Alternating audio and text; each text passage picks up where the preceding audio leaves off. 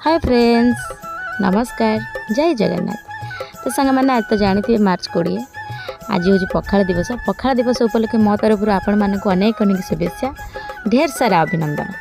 तो सांग मैंने आज तो मुझे सकाल सकाल उठिकी पखाड़ दिवस पाळिम बोली बहुत सारा आइटम मु बनै देछि। सेमिति स्पेशल तो किछि न थाए, आम ओडिया घर माने हमर डेली होछि स्पेशल। हमर पखाड़ होछि हमर जीवन कहले चले।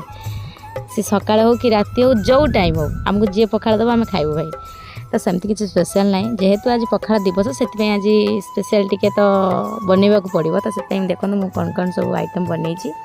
तो अच्छी आज बड़ी आंब चूरा अच्छी, अंडा आमलेट अच्छी, मिक्सचर अच्छी, काकुड़ी अच्छी, लेंबू अच्छी, पियाज अच्छी, आ सुखुआ भजा, आलू चिप्स, भेंडी भजा, बैगन भजा, बस एतिक आज आइटम आज पखाड़ दिवस रे मु आज समस्त मो भाई भौणी मान सहित मिसिकी खाई आज पखाड़ दिवस यही टाइप एंजॉय कली। तो आपण मैंने केमती कौन एंजॉय कले निहार कमेंट माध्यम जनइबे। जदि मो वीडियो आप भल लगे लाइक कमेंट शेयर सब्सक्राइब करदेवे। रोची।